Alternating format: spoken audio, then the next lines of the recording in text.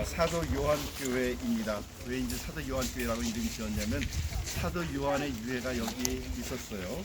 그래서 사도 요한의 무덤 위에 세워진 교회라 그래서 사도 요한 교회라고 하는 이름입니다.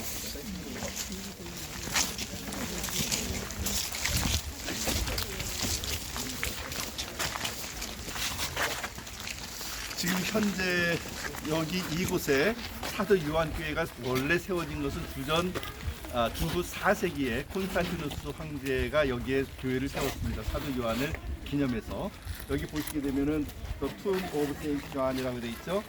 사도 요한의 무덤. 여기가 바로 이제 사도 요한의 무덤이죠.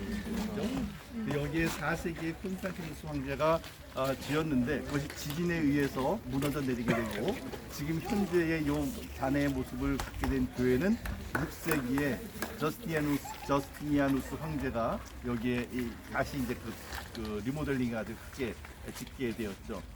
보시는 것처럼 여기 이쪽이 이렇게 보시면 교회의 투적임을 알 수 있는 게 이렇게 돼 있고 그 다음에 이렇게 돼 있고 십자가 형식으로 이렇게 돼 있는 것을 볼 수가 있습니다. 원래 에베소 교회는 누가 세웠죠?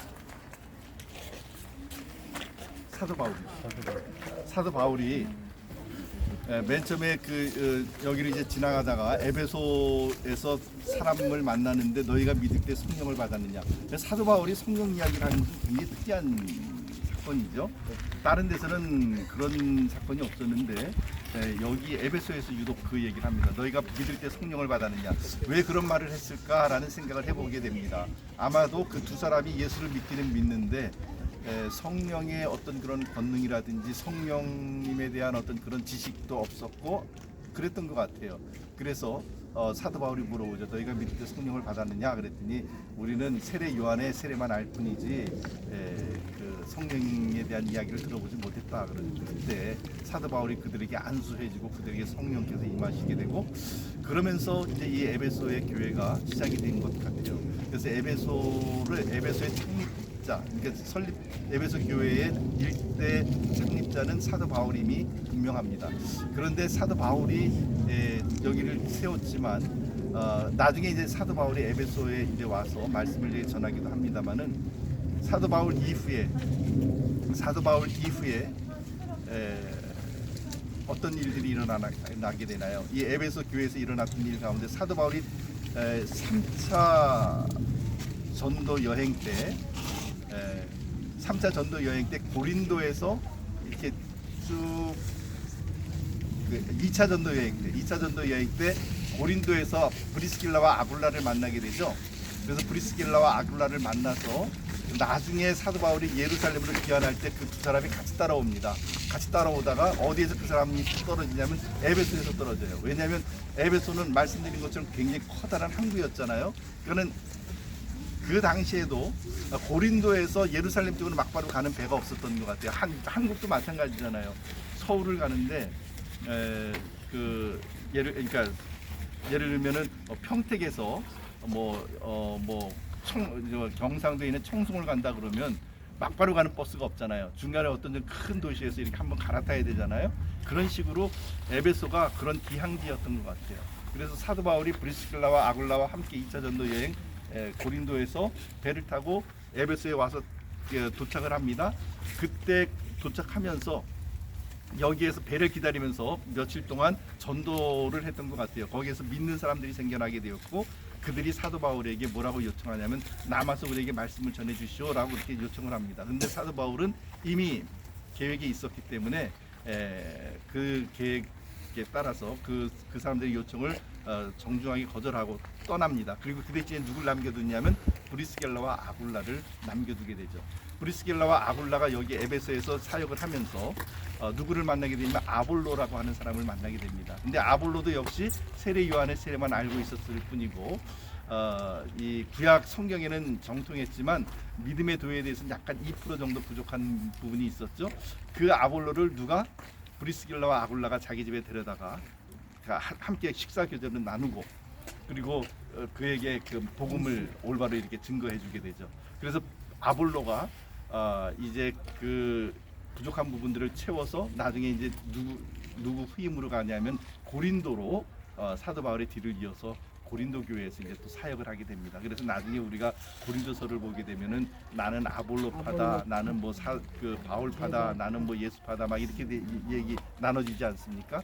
그런 이유가 이제 거기에 있죠. 아볼로는 그래서 그 에베소에서 브리스길라와 아굴라를 만났다.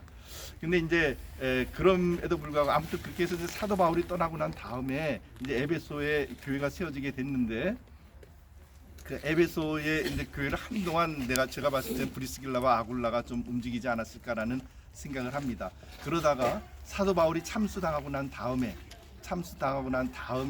이 그 에베소 교회를 맡아서 목회를 했던 분이 바로 사도 요한입니다.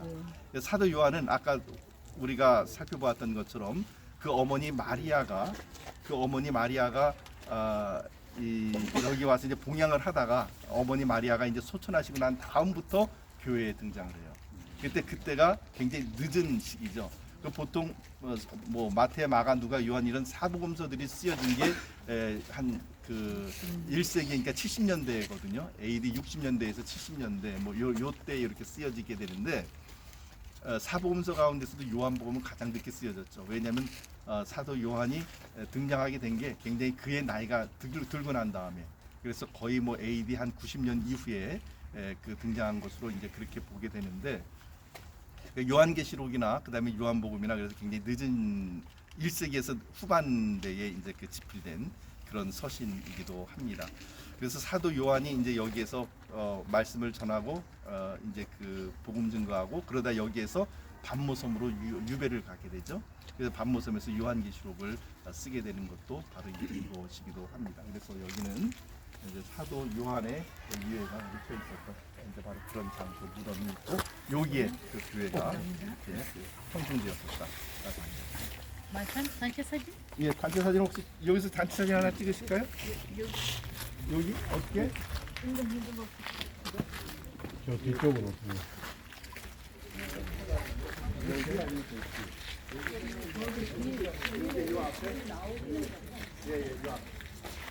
자, 그 단체 사진 하나 찍고 또 이동하겠습니다.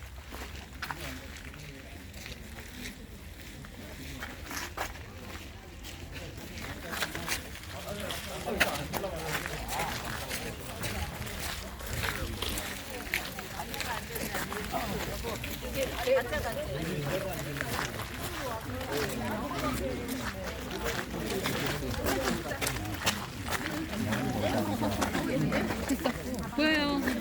김민 씨 빨리 앞으로 가 앞으로. 그래서 여기서